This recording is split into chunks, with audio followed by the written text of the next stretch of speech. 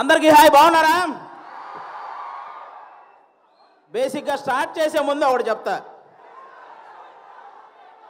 హనుమంతుడు ఉన్న చోట జై హనుమాన్ అన్న తర్వాత మన పని మొదలెడతాం, అవునా?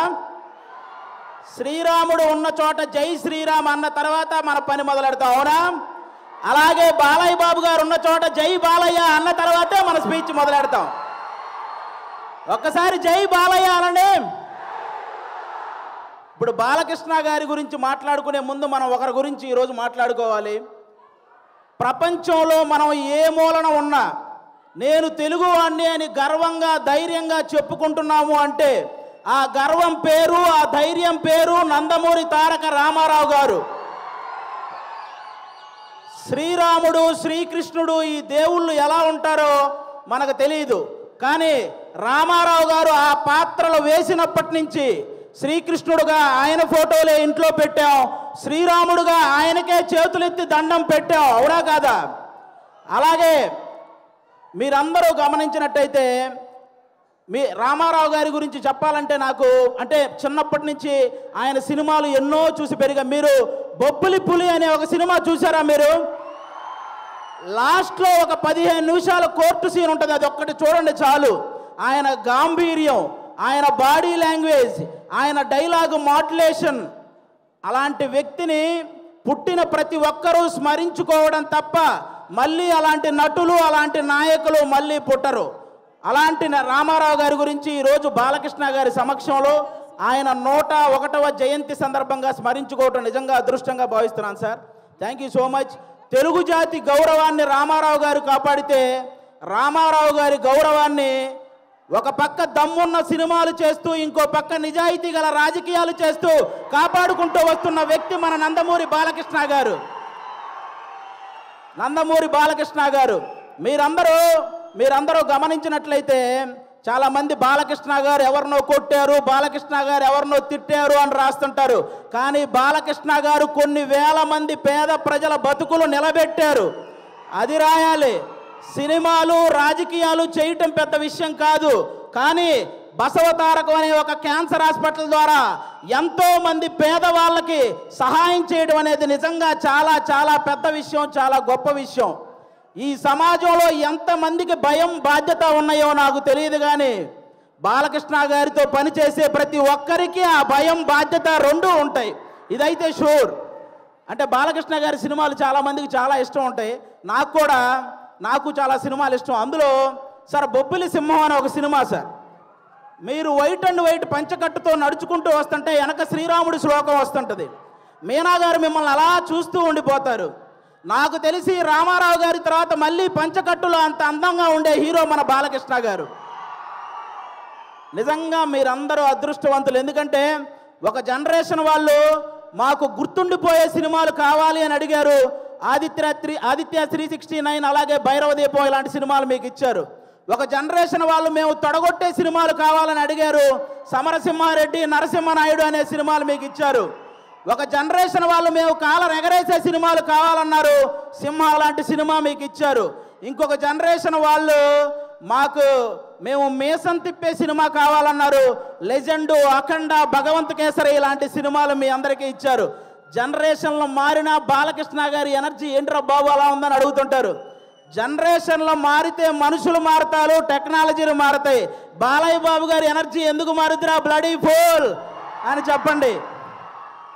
అంటే స్టాక్ మార్కెట్ గ్రాఫ్ అయినా పెరగటం తగ్గటం ఉంటుంది, కానీ ప్రజెంట్ బాలయ్య బాబు గారి మార్కెట్ గ్రాఫ్ పెరగటం తప్ప తగ్గటం లేదు. అంటే అటుపక్క సినిమాల్లో అన్స్టాపబుల్, ఓటీటీలో అన్స్టాపబుల్, రాజకీయాల్లో అన్స్టాపబుల్, సేవ చేయడంలో అన్స్టాపబుల్, అనవసరంగా దూరిన వాడిని కొట్టడంలో అన్స్టాపబుల్, అవసరం అని అడిగిన వాడికి పెట్టడంలో అన్స్టాపబుల్. అలాంటి బాలకృష్ణ గారు ఈరోజు మా గ్యాంగ్స్ ఆఫ్ గోదావరి ఈవెంట్కి రావటం నిజంగా మా గ్యాంగ్స్ ఆఫ్ గోదావరి కలెక్షన్లు కూడా అన్స్టాపబుల్గా ఉండాలని మనస్ఫూర్తిగా కోరుకుంటున్నాను. మా సినిమా ఎలా ఉండబోతుంది అంటే 10 నిమిషాల్లో క్లోజ్ అయ్యే పబ్బు ముందు జై బాలయ్య అనే స్లోగన్స్ వస్తే ఎంత కిక్ వస్తుందో మా గ్యాంగ్స్ ఆఫ్ గోదావరి సినిమా అంత కిక్ ఇస్తుంది మీకు. బాలకృష్ణ గారి చేతిలో ఉన్న మైక్ స్టైల్గా అలా ఎగరేసి పట్టుకున్నప్పుడు ఎంత కిక్ వస్తుందో మా గ్యాంగ్స్ ఆఫ్ గోదావరి సినిమా అంత కిక్ వస్తుంది. బాలకృష్ణ గారు ఇంట్రెస్టింగ్గా మాట్లాడుతున్నప్పుడు మధ్యలో ఫోన్ వస్తే ఆ ఫోన్ తీసి స్టైల్గా ఇసిరేసినప్పుడు ఎంత కిక్ వస్తుందో మా గ్యాంగ్స్ ఆఫ్ గోదావరి సినిమా అంత కిక్ వస్తుంది. పద్ధతిగా ఫోటో దిగాల్సినోడు ఫోన్ తెచ్చి మొహాన పెట్టినప్పుడు బాలకృష్ణ గారు అలా తడితే మీకు ఎంత కిక్ వస్తుందో మా గ్యాంగ్స్ ఆఫ్ గోదావరి సినిమా అంత కిక్ వస్తుంది. బాలకృష్ణ గారి సినిమాల్లో సెకండ్ హాఫ్లో వచ్చే క్యారెక్టర్ మనకి ఎంత కిక్కిస్తుందో ఈ గ్యాంగ్స్ ఆఫ్ గోదావరి సినిమా కూడా అంత కిక్కిస్తుంది. ఫైనల్గా ఒక మాటలో చెప్పాలంటే మ్యాన్షన్ హౌస్ వేస్తే ఎంత కిక్ వస్తుందో మా గ్యాంగ్స్ ఆఫ్ గోదావరి కూడా అంతే కిక్కిస్తుంది. ఒక్క మాట బాలయ్య బాబు గారి పర్మిషన్తో చెప్పాలనుకుంటున్నాను. రేపొద్దున నందమూరి నటసింహం, కొనిదెల కొదమసింహం అసెంబ్లీలో అడుగు పెడితే ఎంత కిక్ వస్తుందో మా గ్యాంగ్స్ ఆఫ్ గోదావరి కూడా అంతే కిక్ వస్తుంది. ఇది మీరందరూ గుర్తుపెట్టుకోవాలని నేను కోరుకుంటున్నాను. అలాంటి బాలయ్య బాబు గారు ఈరోజు మా ఈవెంట్కి రావడం నిజంగా మా అదృష్టం. Thank you sir, thank you so much. ఈ సినిమాలో విశ్వక్సేన్ గారు ఒక 28 ఏళ్ల కుర్రాడు రత్న అనే పేరుతో థియేటర్లో చేయబోయే మాస్ జాతరను మీరందరూ రేపు 31వ తేదీ చూడబోతున్నారు. మామూలు విషయం కాదు. అతను విశ్వక్సేన్ అనే అతను సినిమాలు చేస్తే ఒకటి పెట్టిన డబ్బులు వెనక్కి వస్తాయి, లేకపోతే లాభాలు వస్తాయి, నష్టాలు మాత్రం రావు. అలాంటి పర్ఫార్మర్ అతను. 24 క్రాఫ్ట్స్ మీద పట్టున్న వ్యక్తి మన విశ్వక్సేన్ గారు. అలాంటి వ్యక్తికి ఈ సినిమా పెద్ద విజయాన్ని ఇవ్వాలని మనస్ఫూర్తిగా కోరుకుంటున్నాను. ఇక డైరెక్టర్ కృష్ణ చైతన్య గారు తన మైండ్లో గుర్తొచ్చిన డైలాగును మీ మైండ్లో గుర్తుండిపోయేలా రాసే రైటర్ కమ్ డైరెక్టర్ మన కృష్ణ చైతన్య గారు. మనందరికీ త్రివిక్రమ్ గారు అంటే చాలా ఇష్టం.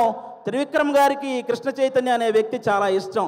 కాబట్టి ఈ సినిమాలో ముఖ్యంగా కుప్పలుగా డైలాగులు ఉంటాయి. మీరు అవన్నీ కూడా ఎంజాయ్ చేస్తారు.